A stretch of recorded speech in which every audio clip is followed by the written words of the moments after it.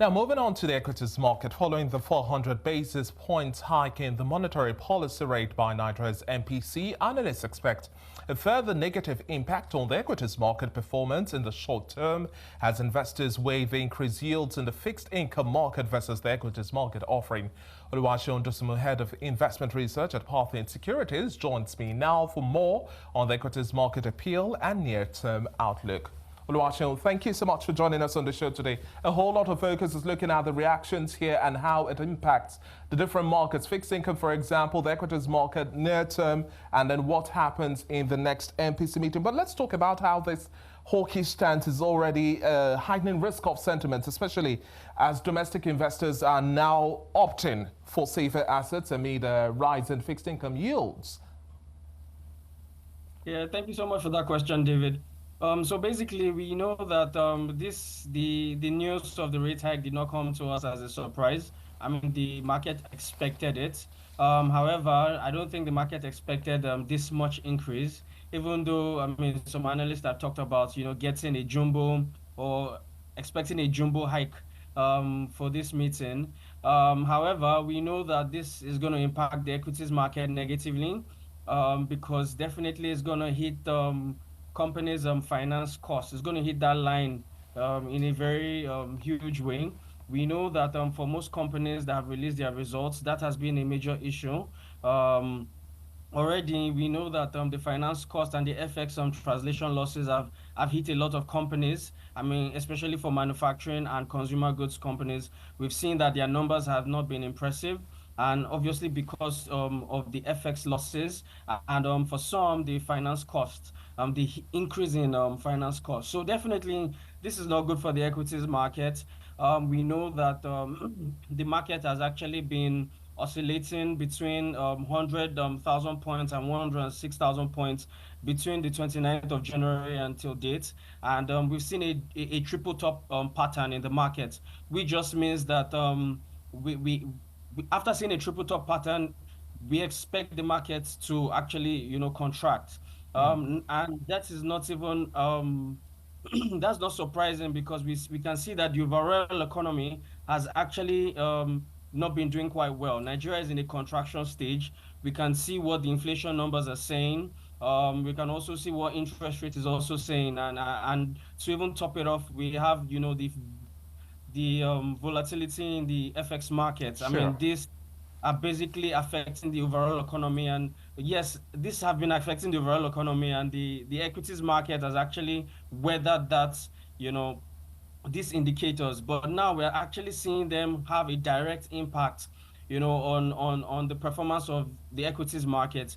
To top up with that, we also saw that, at the last auction, that's for the Nigerian Treasury bills auction, we saw that for the 365-day bill, the rates were at 19%, which is higher than what it was or what it has been in the last couple of months. So definitely, I mean, right now, I believe investors will start to move to safer havens, given what is happening in the overall economy.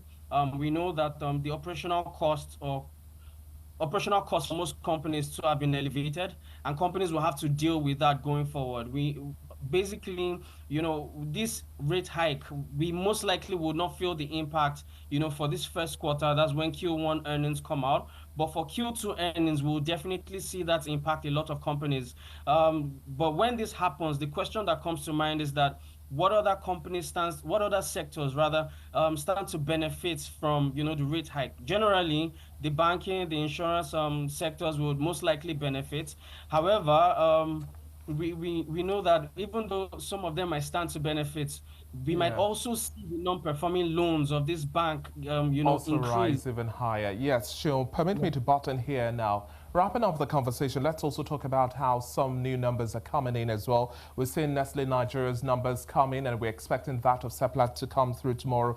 What's your reading of the numbers we are having here? We are seeing pre-tax profit before tax at about 104.03 billion naira for the full year 2023. But in terms of foreign exchange exposure, in terms of loans and borrowings, what sort of strategy do you think would have to come in here, especially from challenges stemming from FX liquidity and the continued naira fall, how this continues to impact companies' profitability?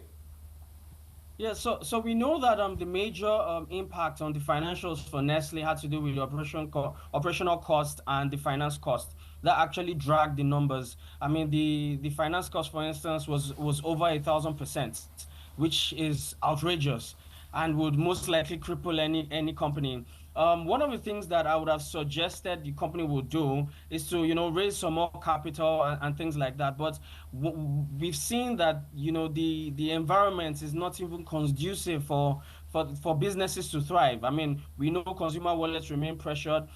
Sales volume has actually decreased. So even if the companies try as much as possible to stay afloat, in terms of their liquidity, definitely they might not see sales volume increase as much as they would expect. So one of the things that comes to mind is the fact that I know that the government would not sit back and see companies go through this, because this is the real sector. We need these companies, we need these manufacturing companies and consumer goods companies to actually do well, to thrive, because that's these are these companies will be the engine, or they are the engine for growth for the Nigerian economy. So I expect a policy to come in, a fiscal policy to come in from the government to actually support these industries, because I'm sure they're also aware of what is happening, and the fact that, their revenue numbers in terms of their sales volumes and things like that are not up to par.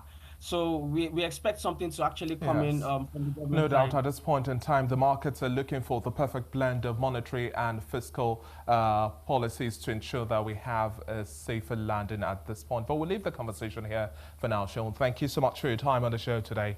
That was Oluwaseun Dosunmu, Head of Investment Research at Parthian Securities.